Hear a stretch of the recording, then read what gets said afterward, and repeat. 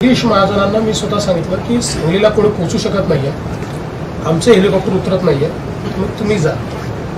आणि म्हणून ते तिथनं निघाले, बोटीत बसले.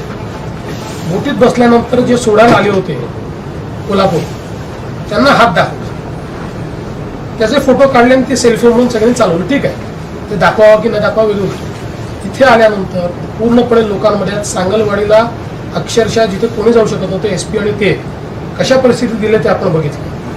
कालपासून तिथल्या लोकांना ते गेल्यामुळे दिलासा मिळाला की कोणीतरी आपल्याकडे आलेला आहे. पूर्ण वेळ ते त्या ठिकाणी आहेत, किंवा दादा असतील, आता बापू या ठिकाणी पोहोचलेले आहेत, मंत्री.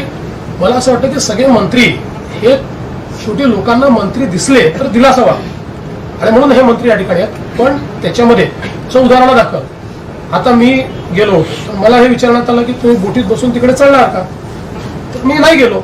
याचं कारण काय की त्याच्याकरता एक बोट माझ्याकरता चालवायची, मी मुख्यमंत्री असल्यामुळे माझ्या सुरक्षेकरता 2 बोट अजून माझ्या बाजूला ठेवायच्या, म्हणून मी सांगितलं त्याची आवश्यकता नाही. माझं काम काय आहे की इथली परिस्थिती पाहणं, तिथे बैठक घेऊन त्यांना काय लागणार आहे ते समजून घेणं, आपण जे GR काढणार आहे ते समजून सांगणं, आणि पूर्ण आढावा घेणं. ते काम मी केलं आहे.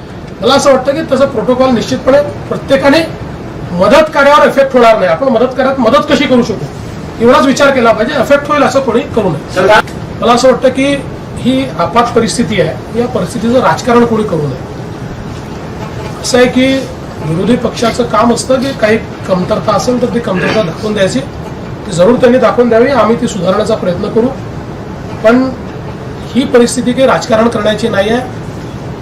राजकारण करण्याकरता अनेक परिस्थिती मिळते, पण लोकांना अशा परिस्थितीला राजकारण आवडत नाही. मला याच्यात काही फार जास्त बोलायचं नाही, पण जी काही स्टेटमेंट्स येत आहेत किंवा जे काही ग्राउंडवर आम्हाला थोडंसं राजकारण पाहायला मिळत आहे, मला असं वाटतं की एकदा लोकांचं रिलीफ आणि रिहॅबिलिटेशन झालं की राजकारण करायला आपल्याला पुष्कळ जागा आहे. आता त्यांनी त्यांचा निर्णय घ्यायचा, पण माझं आव्हान असं आहे की आता सगळ्यांनी एकत्रितपणे लोकांना कशी मदत करता येईल याचा प्रयत्न केला पाहिजे.